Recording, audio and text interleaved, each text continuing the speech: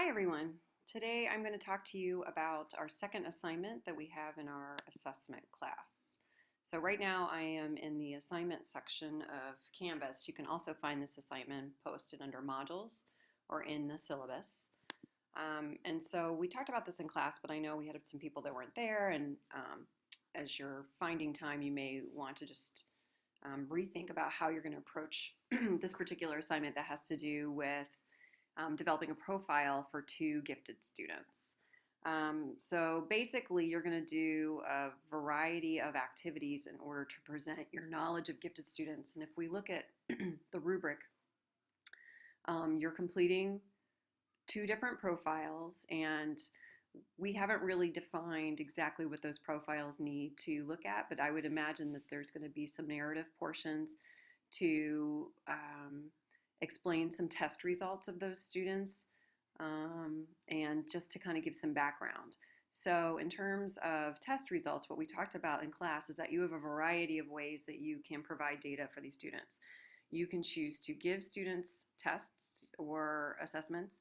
You can choose to use assessments that have already been given if this is a student in your school. But the key is that you should demonstrate understanding of what those assessments mean, as well as be able to portray kind of what are the needs and strengths of this particular student.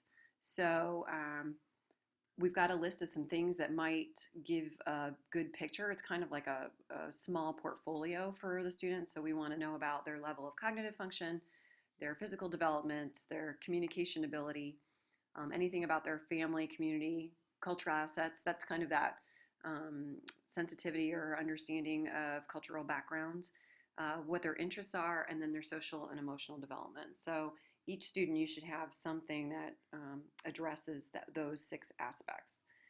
And then you are being asked to administer at least one assessment that helps you learn more. It could be something from the chart of approved gifted screening instruments, and we do have a link to that, and I will make sure that that's additionally posted in the assignment itself so you can get to it easily.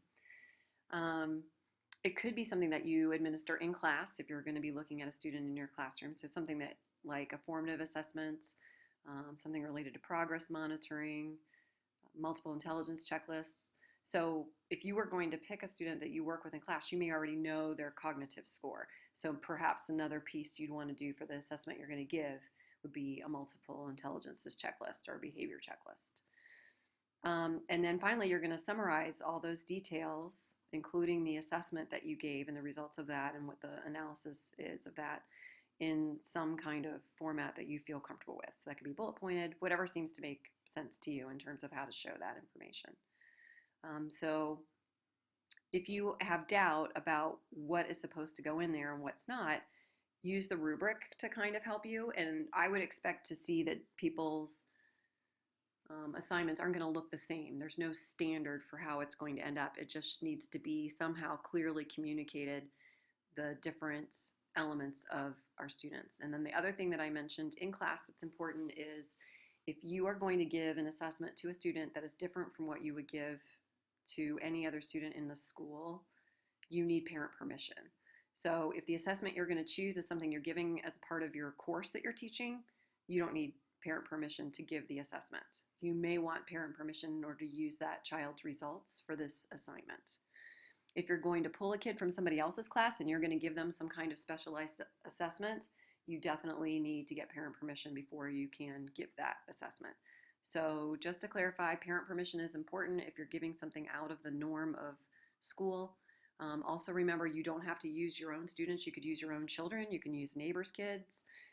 Again, depending on the child you're going to develop your profile on, and it can be any school-age child. It doesn't have to be K through 5.